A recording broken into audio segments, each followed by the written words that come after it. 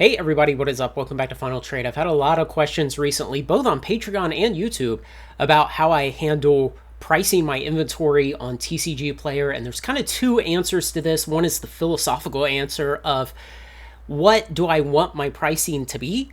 And then the other is the mechanical answer of how do I actually accomplish that? Because I am not a pro seller, and so I do not have access to TCGplayer's mass price tool.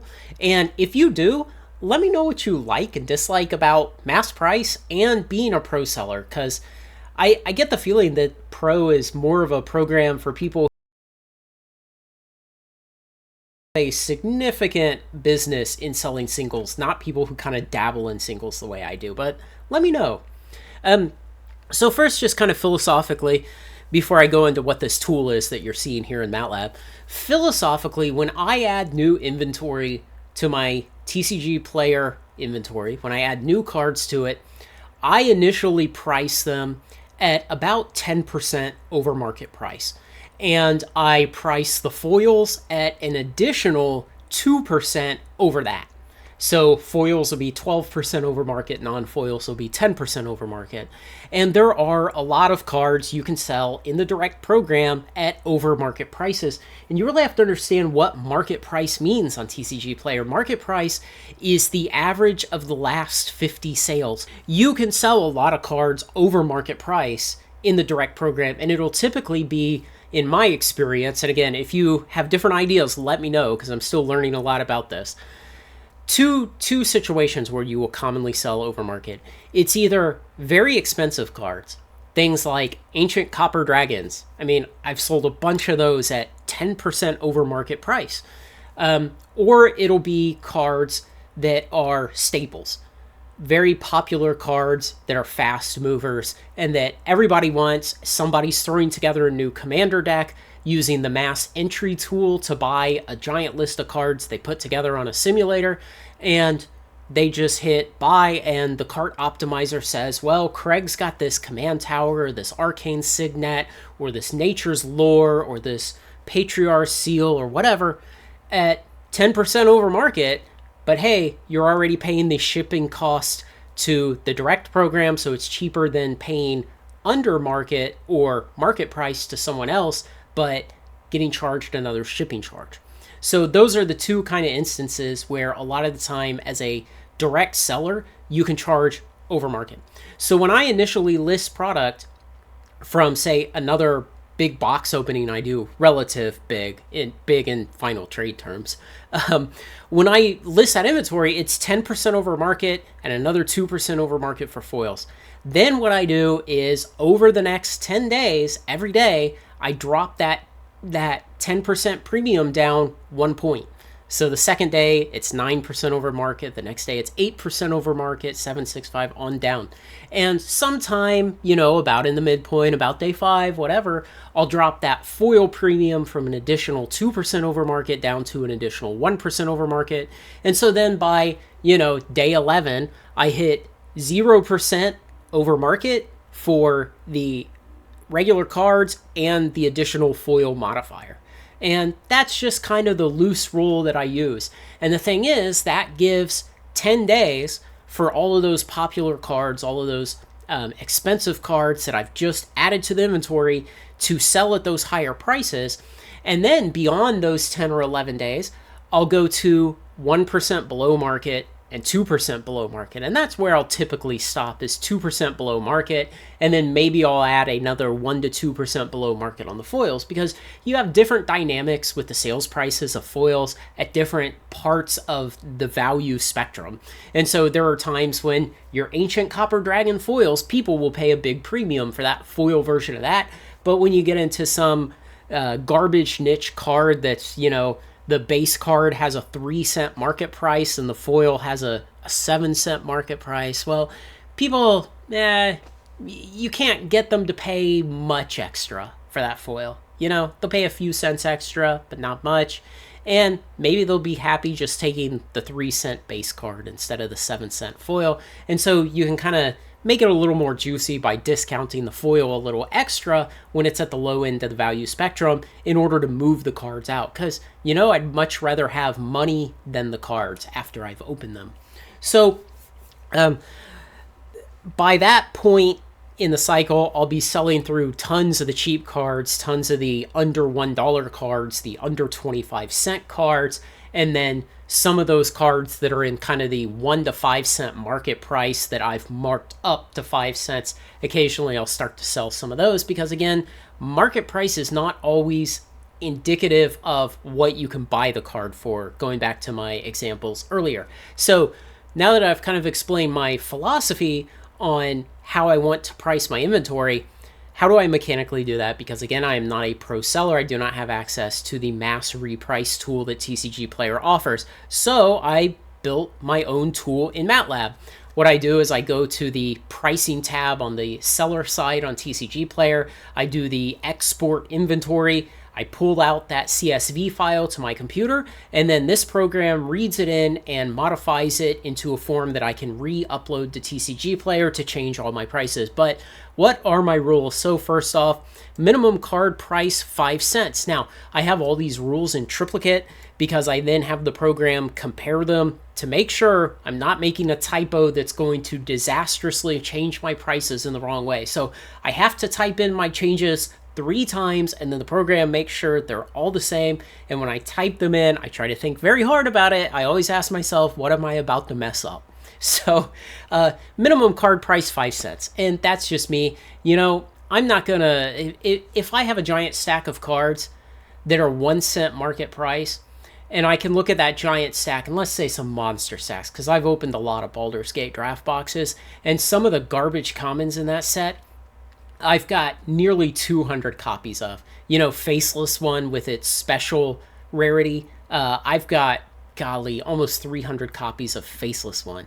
But some of these garbage cards, what am I going to do? Try and sell them for 1 cent, and then I pay a 50% fee on that 1 cent sale? Am I going to go pick 200 cards over how many replenishment invoices in order to make $1?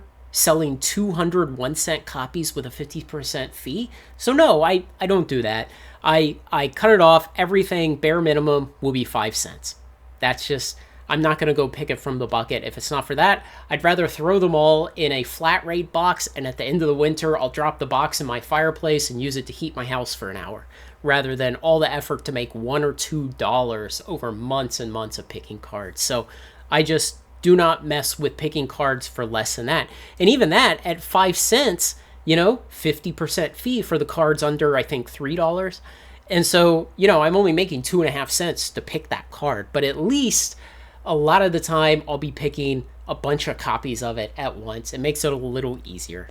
So then market price modifier, 7%. And that's what I have it set just today because I added a bunch of new inventory a couple days ago, and I'm in the process of slowly stepping it down as I sell off the cards that are popular and that are really expensive and that will sell at a premium. So right now, just as I'm filming this video, I'm at the 7% point. And again, I can enter a negative number in here to sell everything at a discount to market price.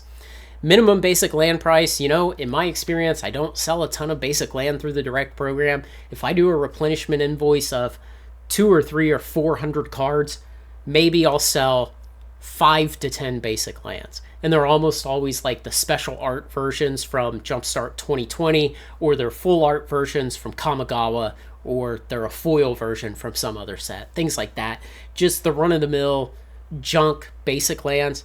I almost never sell any of those, so I keep their price lower just to maybe try and move them, and so then they have their own separate modifier. I'm almost always trying to sell basic lands at the more expensive of either 5% under market or 5 cents. And then the foil modifier, this is the extra bit that gets added onto this for normal cards. It gets added onto this for foil basic lands. And again, I added new inventory just a couple days ago, and so this is still at 2%. Now, I also have this cheap card discount. So imagine a situation where I am selling at 1% below market price, okay? So this would be all -1s. But if you have a card that's, say, 20 cents, 1% of 20 cents is, what, 0.02 cents? It's like that old guy arguing with his phone company for 0.002 cents. But if you have that situation, it's not going to change the price by an entire cent. So I added this in there for cheap cards to get a discount to try to push them out. And typically this will only actually come into play for cards under about 25 cents, 30 cents, 40 cents. And it's just to try to undercut the market price a tiny bit and push out those cheap cards and get rid of the inventory. You know, most of the money you make off of this is off of the more expensive cards. It's the cards $10 and over, the cards $3 to $10, and the cards like $1 to $3. Those are the three areas you're going to make most of your money. But the cards from, say, 25 to 99 cents and then 5 to 24 cents, you will make money there, but you have to work a lot harder and sell a lot more of those to really make any meaningful amount of money compared to selling another, you know, $30 mythic that's, you know, maybe once per box or something like that. And so I give it that extra 2-cent discount, and this overrides the other discounts except for the minimum card price. It overrides everything except that. And so all of my cards say 6 and 7 cents. Both of those will be discounted to 5 cents. Again, just to undercut the market price a little bit and try to move some more of those cards and get rid of some of the inventory. And so then you get into actually how does this work? And I had a list of improvement ideas, some of them that I actually did. And then this is the area where it makes sure, hey, you entered all those numbers the same. Otherwise, it throws an error and exits the program. And then it comes in and it actually reads in the CSV from TCGplayer, puts it into a table, runs loops through all the cards, applies all the different rules, and then it writes out a new table. And then that table that it writes out is the table that you will upload to TCGplayer. And it'll read that in on their website and update your prices. But this doesn't finish just yet. After it writes out that table, just for data security, it reads that back in and compares it to the original and compares it to what's inside the program to make sure there are no errors. And so then it'll throw errors. Then it puts up a screen at the end that shows a summary of, you know, what was the total reduction in prices across all cards, what was the total increase in prices across all cards, and then what was the net change in prices across all cards. So I kind of have some dreams of adding some other data analytics to this tool in the future. I just don't have time. So I'd love to do a bunch of histograms and buckets of values and how many cards, and then have something that saves the data every time I run this so it can compare one time to another and show me trends over time. But I just don't have time to program all that up. So this is what I use. It's my own tool that I built in MATLAB, and it works really well. The other nice thing is I can come into this tool anytime in the future and I can just add whatever arbitrary thing I want. If I get to a point where I say, you know, I'm selling 1 to 2 Zendikar Rising cards every replenishment invoice, I could add a rule to this that let me make a list of expansions, and if a card is from that expansion, it gets some other kind of discount or even a premium. Let's say at some point, I'm selling cards from a set that just came out. I could add a premium to the price on top of that while all the singles are still hot before the prices crash. So I can just come in and do arbitrary rules with this. Now, to kind of put it in perspective, I'm up to about 50,000 cards in my TCGplayer inventory. And, while I'm doing work throughout the day or whatever, once in a while I'll pull out my phone and it's like, oh, in the last hour I made 15 or 20 sales on TCGplayer, and it just sends me all these emails, and so you're just kind of trickling out cards all the time. Now, that's kind of the sales rate when I'm up at 7% over market. Once I pull that down to something like 1 or 2% below market, and I'm just trying to shove out cheap cards and just thin down the inventory and capture the value from it while I wait for another opportunity on inverted EV to add new inventory, then I can get sales, I don't know, every 1 to 2 minutes I'll get a sale.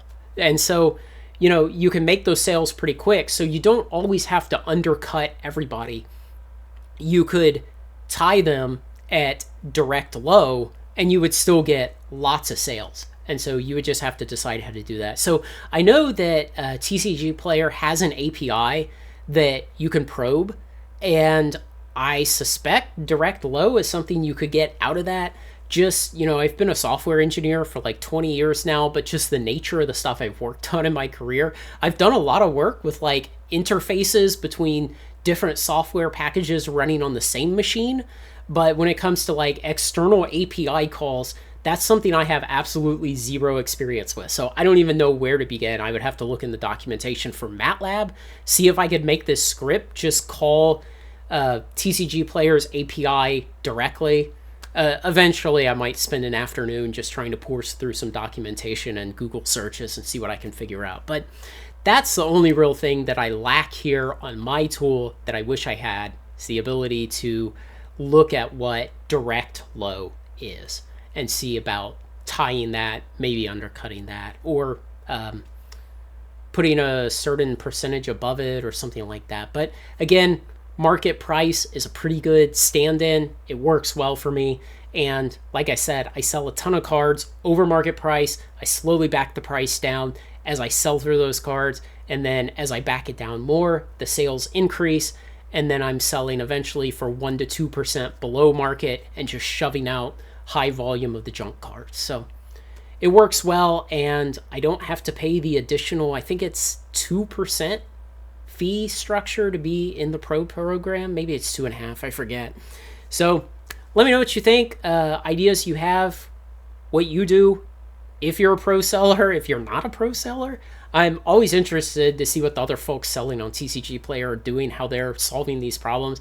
I think there's kind of this weird idea that like we're all sellers on this marketplace, so like we should be really secretive and compete with each other. And I see it more like we're sellers, so we're competing against the buyers. Like that's who we're competing against, because they have money and we want their money more than we want these cards. So I don't really see like competition between different sellers. Also, I'm kind of a small seller. I look out there at other people on YouTube who either run card stores or not, but make content about their selling on TCGplayer. And it seems I am the smallest seller that's also a YouTube creator making videos about it. So I don't really see it like I'm empowering a bunch of people who compete against me. I feel like they're empowering me by telling me what their experiences are as sellers who are bigger than I am. So any questions, comments, feedback, things I missed, stuff you should think I should be covering, or other ideas you have, things you've tried, whatever you got, guys, let me know. Thanks to everyone who makes this content possible, especially all my supporters on Patreon. Like, comment, share, and subscribe, and join me on Final Trade and buy more cards.